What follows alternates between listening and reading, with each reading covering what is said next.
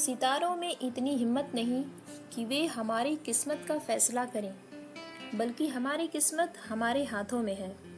जी हाँ दोस्तों, ये पंक्तियाँ हैं विश्व के प्रसिद्ध लेखक और नाटककार विलियम शेक्सपियर की। यह बात उन्होंने वर्षों पहले कही थी। आज भी जीवन के कई मोड़ पर इस तरह के विचार हमारे लिए दवा की तरह काम करते हैं। इस तथ्य को नकारा नहीं जा सकता कि एक बेहतर इंसान अपने सुविचारों और कर्मों से ही बना जा सकता है। हमारी सोच ही है जो हमें सफल या असफल बनाने की योग्यता रखती है। तो आइए सुनते हैं विलियम शेक्सपियर की लिखी एक कहानी, जैसा तुम चाहो। तो दोस्तों, इस कहानी को सुनने से पहले मेरा आपसे एक छोटा सा अनुरोध है कि यदि आपने मेरे चैनल को अभी तक सब्सक्राइब नहीं किया है तो मेरे चैनल को सब्सक्राइब कीजिए ऐसी ढेर सारी कहानियों के लिए। तो ठीक है, चलिए सुनते हैं कहानी जैसा तुम चाहो। एक राजा था, एक था वजीर। वजीर ने राजा का राज्य छीनकर उसे जंगलों में खदेड़ दिया था और उसकी जगह स्वयं राजा बन बैठा था। पहले राजा की एक लड़की थी जिसका नाम था रोजा। वजीर की भी एक लड़की थी जिसका नाम था शीलिया। रोजा और शीलिया सगी बहनों से भी अधिक प्यार था। वे बचपन से ही एक साथ रहती थीं, एक साथ उठती और एक साथ बैठती थीं। जिस समय इन दोनों के पिताओं में गहरी शत्रुता ठन गई और पहला राजा अपने सगे संबंधियों को लेकर जंगल की ओर भाग निकलने की तैयारी कर रहा था, उस समय भी ये दोनों सहेलियां एक दूसरे के गले लगकर प्यार के आंसू बहा रही थीं। शीलिया, तो रोजा, आज तू मुझे छोड़कर सदा के लिए मुझसे दूर चली जाएगी? रोजा, हाँ सखी, मैं अंतिम बार तुमसे विदा मांगने आई हूँ। शीलिया, कितनी कठोर हो तुम रोजा, मुझे पता न था।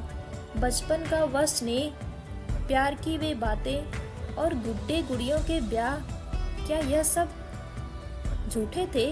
तुम भूल गई ये सब? रोजा, मेरी प्यारी शीलिया, विदा के समय इतने कठोर व्यंग्य मुझ पर न कसो।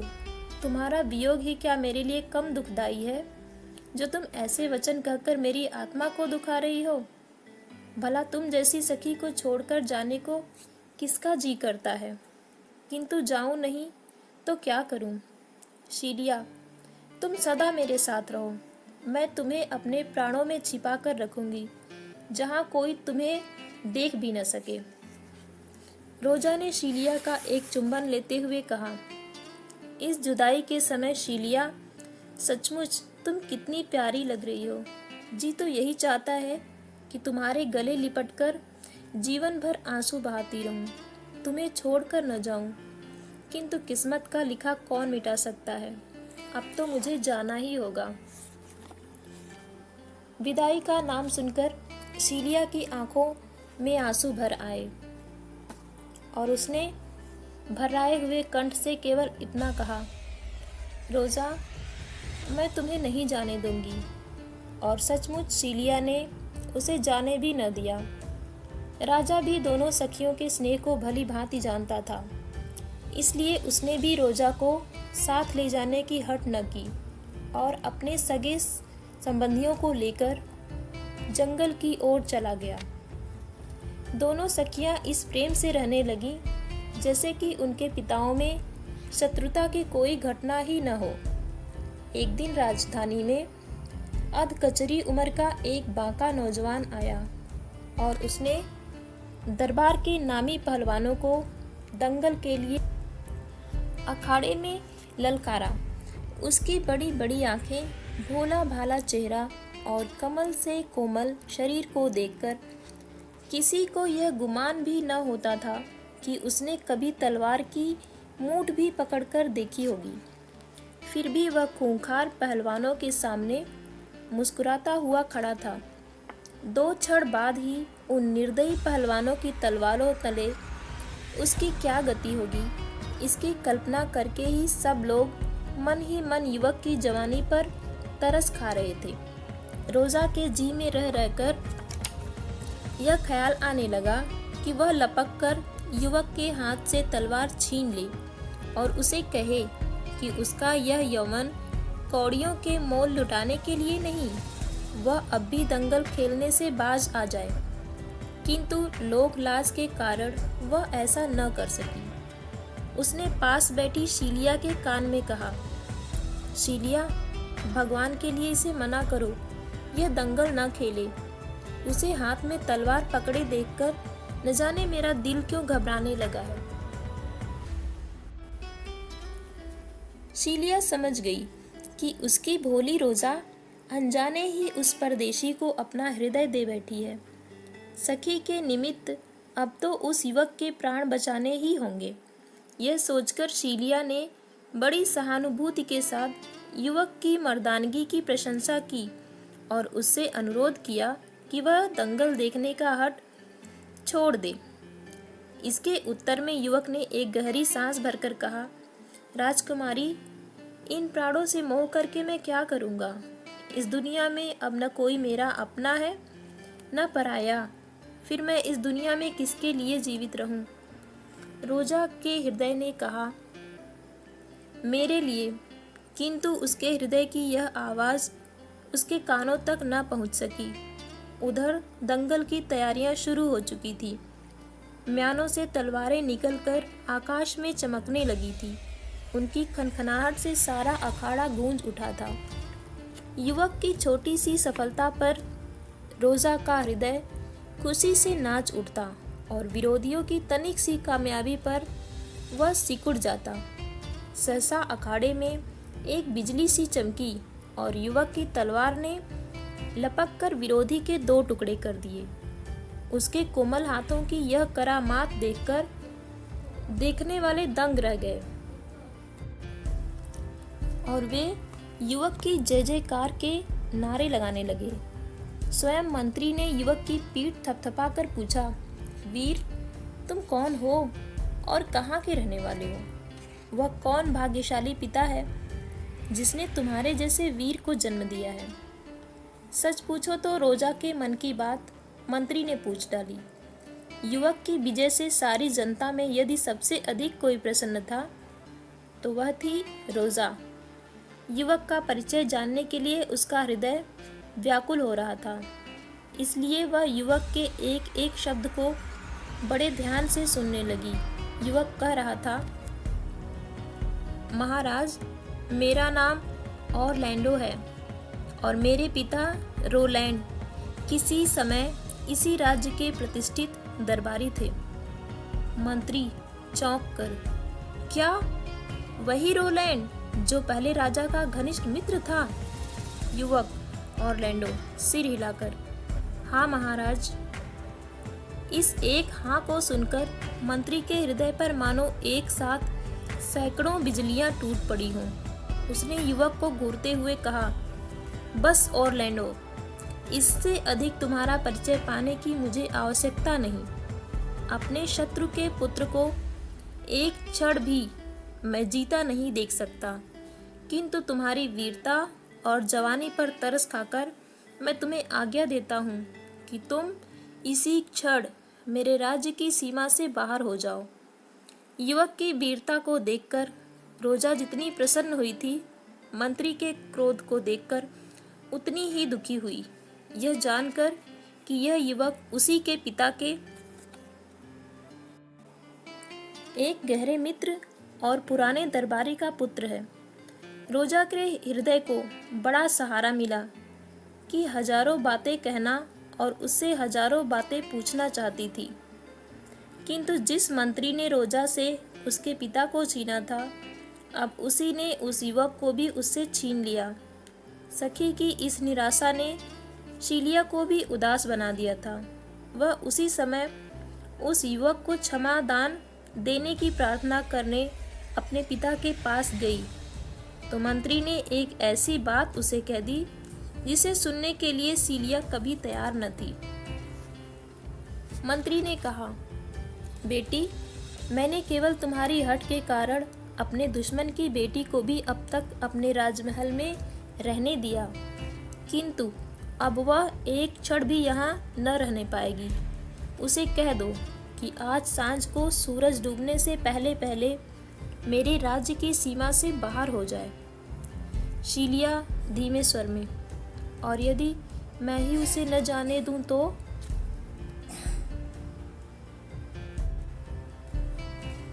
मंत्री, तो तुम भी उसी के साथ मेरे राज्य से बाहर निकल जाओ। मंत्री ने आवेश में आकर यह आज्ञा दे तो दी, किंतु शायद उसे यह पता न था कि उसकी बेटी उसे उसके राज्य और सारे सुखों को लात मार सकती है, किंतु रोजा को कभी नहीं छोड़ सकती। पिता की आज्ञा सुनकर शीलिया को अब कुछ और सोचने की आवश्यकता न थी। उधर सांझ के समय आकाश का सूर्य इस धरती को विदा दे रहा था। इधर ये दोनों सखियां राजमहल और राजधानी को विदा दे रही थीं। राजकुमारियों के वेश में उनका बीहड़ रास्तों से गुजरना खतरे से खाली न था। अतः रोजा ने लंबी होने के कारण पुरुष का वेश धारण किया और शीलिया ने ग्वालिन का। दोनों भाई और बहन बनकर राजधानी से दूर जंगल की ओर चल पड़ी।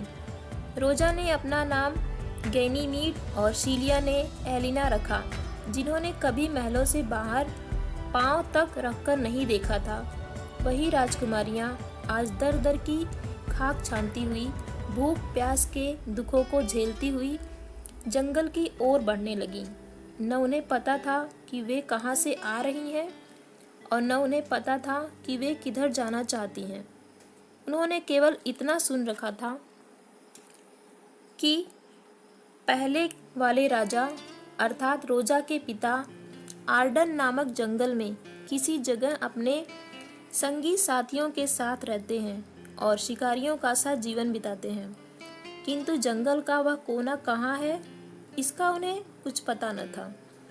आखिर भटकते भटकते एक दिन वे दोनों नगर से दूर वन की सीमा के पास जा पहुंची।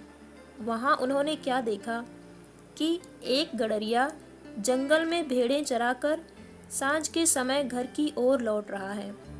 ये दोनों थकी मांदी और भूखी प्यासी तो थी ही। गैनीमीड ने आगे बढ़कर उस गडरिये से पूछा, क्यों भाई, यहाँ कहीं रात बिताने को जगह मिल जाएगी? गडरिये ने उन्हें किसी दूर गांव का बटोही समझकर उनका आदर सत्कार किया और रात को रहने का स्थान दिया। महलों में रहते हुए शायद छाछ व बाजरे की रोटी का नाम सुनते ही नाजुक राजकुमारियों के पेट में शूल उठने लगते, किंतु राह की थकान और भूख प्यास के कारण आज यह भोजन भी उन्हें अमृत से मधुर और मक्खन से भी मुलायम लग रहा था। रात को उन दोनों ने सोचा कि साथियों को खोज करते हुए न जाने उन्हें किन कठिनाइयों का सामना करना पड़े। इसलिए उचित यही है कि कुछ दिन इसी गडरिये की कुटिया में रहकर गांव की भाषा, गांव की चाल ढाल और वहां के रीत रिवाज सीख लिए जाएं, ताकि इस वेश में उन्हें कोई पहचान न सके। हो सकता है कि यहाँ रहते रहते राजा के निवास स्थान का भी कुछ पता पा सके। यह सोचकर उन्होंने गडरिये को कुछ इनाम दिया और उसी के मेहमान बनकर उसके घर में रहने लगी। वहाँ रोजा को यह देखकर बड़ा आश्चर्य हुआ कि जगह जगह जंगल के पेड़ों पर उसका नाम कुरेदा हुआ है और चट्टानों पर किसी ने उसका नाम ले लेकर विरह के गीत लिखे हुए हैं। उसे संदेह हुआ कि हो न हो ऑरलैंडो ने ही ये लिखे हैं और वह भी यहीं कहीं इसी जंगल में होगा। एक दिन उन्हीं चट्टानों के आसपास पागलों की तरह रोजा रोजा पुकारता हुआ ऑरलैंडो उसे दिखाई दे गया। अपने प्रेम में उसकी यह दशा देखकर गैनीमीड की जी में यह आया कि वह अभी जाकर उसे कह दे कि जिसके प्रेम में पागल हुए तुम इस प्रकार जंगलों में भटक रहे हो, वह तुम्हारे ही सामने खड़ी है। किंतु अपने आप को प्रकट करने का अभी उचित समय न आया था, इसलिए वह बड़ी मुश्किल से अपने मन की व्याकुलता को रोक सकी और पुरुष वेश में ही उसके सामने जाकर बोली, इस घने जंगल में किसे सुनाकर तुम रोजा रोजा चिल्ला रहे हो? कहाँ है वह रोजा? ऑरलैंडो ने सिर से पांव तक गैनीमीड को देखा और मन ही मन सोचने लगा कि जैसे इस व्यक्ति को पहले भी मैंने कहीं देखा है, किंतु वह यह कल्पना भी न कर सका कि वह उसी की प्रेयसी रोजा है। उसने अपने दिल पर हाथ रखकर कहा, रोजा मेरे हृदय में विद्यमान है। गैनीमीड, तो तुम ही हो जो पेड़ों और चट्टानों पर रोजा के विरह में गीत और गजलें कुरेदा करते हो। यदि तुम चाहो तो रोजा से मिलने का मैं तुम्हें एक उपाय बता सकता हूँ। ऑरलैंडो, तो जल्दी बताओ, मैं अपनी रोजा को कैसे देख सकता हूँ। गैनीमीड, तुम हर रोज इसी कुटिया में मेरे पास आया करो। हम दोनों प्रेमी और प्रेमिका का खेल खेला करेंगे। तुम तो राजकुमार ऑरलैंडो हो ही, मैं तुम्हारी रोजा बन जाया करूँगा। तुम मुझे रोजा समझकर उसी प्रकार मुझसे प्यार की बातें कहा करना जैसे तुम रोजा को कहना चाहते हो। मैं भी अपने आप को रोजा मानकर उसी की तरह मीठी मीठी बातें करके तुम्हारा जी बहलाया करूँगा। हो सकता है कि कभी असली रोजा भी तुम्हें मिल जाए। उस समय तो ऑरलैंडो को इस बात का कोई खास मतलब समझ में नहीं आया, किंतु उसे ऐसा लगा जैसे अब वह गैनीमीड के बिना रह ही नहीं सकता। वह प्रतिदिन उससे मिलने उसी कुटिया में आने लगा और उसे मेरी रोजा कहकर अपना जी बहलाने लगा। उसे क्या पता था कि उसके दिल की रानी सचमुच उसी की आंखों के आगे बैठती रहती है, किंतु वह उसे पहचान नहीं पाता। एक दिन जब वह रोजा से मिलने के लिए आ रहा था तो दूर से उसे दिखाई दिया कि कोई आदमी पेड़ की छाया में गाढ़ी नींद में सोया है और एक शेरनी झाड़ी में से निकलकर बिल्ली की तरह दबे पांव उसकी ओर चली जा रही है। ऑरलैंडो ने ध्यान से देखा तो उसे पता चला कि यह उसी का सगा भाई ओलिवर है, जिसने उसे जीते जी मकान में जलाकर पिता की सारी संपत्ति पर अधिकार करने का षड्यंत्र रचा था। जब वह इससे भी बच निकला तो इसी भाई ने उसे खूंखार पहलवानों से दंगल लड़ने की सलाह दी और यह सोचा कि उनके हाथों वह अवश्य मारा जाएगा और उसे अपनी मनमानी करने का अवसर मिल जाएगा। भाई के ये सब अत्याचार एक बार ऑरलैंडो की आंखों के सामने घूम गए, किंतु अधिक सोचने विचारने का समय नहीं था। ऑरलैंडो तलवार निकालकर शेरनी पर झपट पड़ा और आन की आन में उसके शरीर के 2 टुकड़े कर दिए। मरती हुई शेरनी एक बार पूरे जोर से दहाड़ी और ओलिवर के पास जाकर धड़ाम से गिर पड़ी। वह हड़बड़ाकर नींद से जागा और अपने सामने जो दृश्य देखा तो उससे उसकी आंखें डबडबा आईं।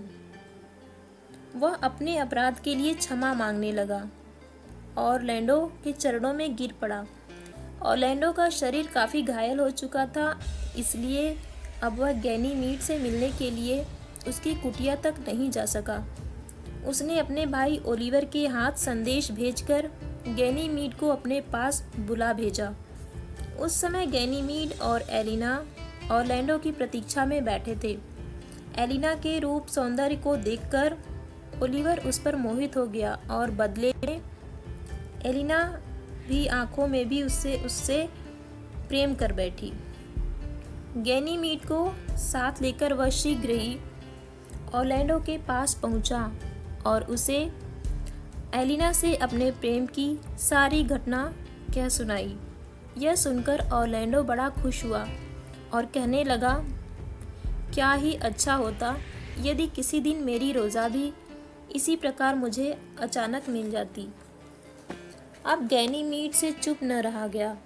उसने चुटकी लेते हुए कहा, तो क्या मैं तुम्हारी रोजा नहीं हूँ? ऑरलैंडो ने मुस्कुराते हुए कहा, मेरी रोजा, काश कि मैं तुम्हारे में अपनी असली रोजा के दर्शन कर पाता। गैनीमीड के जी में आया कि मैं अभी प्रकट होकर कह दूं कि मैं ही तुम्हारी असली रोजा हूँ, किंतु कुछ सोचकर उसने ऐसा न किया और मन का भाव छिपाकर बोला, तो यदि तुम चाहो तो मैं तुम्हारी असली रोजा भी बन सकता हूँ। ऑरलैंडो चकित होकर, कैसे? गैनीमेड ने उसी समय पुरुष का वेश उतारकर कहा, ऐसे।